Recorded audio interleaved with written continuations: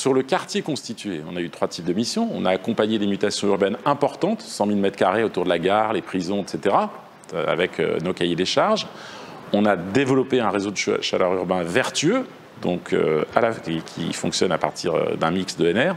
dans le quartier et dans le quartier ancien. Et la mission, ça a été de pousser encore un peu plus loin les feux sur la transition, enfin en tout cas l'éco-rénovation des copropriétés et du tertiaire, avec près de 50 000 m² à notre actif, et a vocation à être répliqué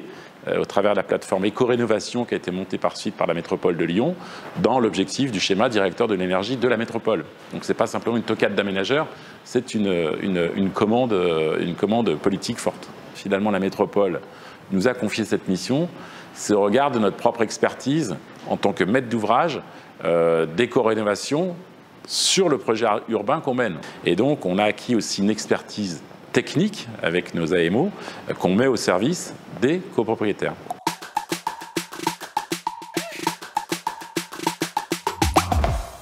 Donc les enjeux de l'éco-rénovation, ils sont posés de toute façon au plan national, sur le collectif, sur le tertiaire, sur le pavillonnaire et pour nous, en ce qui nous concerne, effectivement, sur le quartier Sainte-Blandine. Une des stratégies qui a été immédiatement posée, c'est de choisir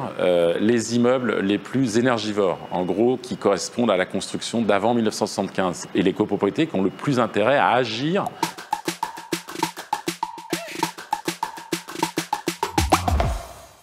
Une des premières tâches à laquelle on s'est confronté, c'est toute la technique d'accompagnement des copropriétaires dans ce qui est un espèce de maquis des aides, à quoi j'ai droit, de qui, pour combien, par qui, fonction de l'état de mon bâtiment, qu'est-ce qui est subventionnable, est-ce qu'on parle d'isolation, est-ce que c'est tout ce travail technique qui est engagé au sein de la plateforme Ecorénov avec des bureaux d'études socio-économiques et puis des bureaux d'études techniques. Il y a un gros travail évidemment de persuasion auquel on a participé, on a trempé avec mes collaborateurs le soir des assemblées de copro. On sait que c'est compliqué pour une copro de voter les travaux et surtout dans le sens de l'intérêt général et l'intérêt collectif. La conscience générale progresse sur ces enjeux de transition écologique sur le bâti et c'est un impératif d'être toujours plus persuasif et en tout cas, à minima, déjà que sur le plan des aides qui peuvent provenir de l'Europe, de la métropole, de la ville ou d'autres subventions étatiques, qu'on puisse faire, j'allais dire, guichet unique.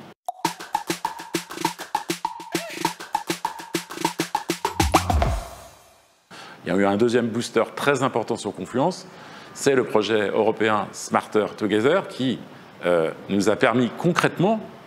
de financer, c'est-à-dire de donner des fonds européens, subventionner directement une partie des copropriétés, ce qui a permis d'aider à la décision, notamment pour les copropriétés les plus modestes, et de passer à l'acte. Et ça, c'est effectivement un effet très important sur Confluence, à près de 50 000 m²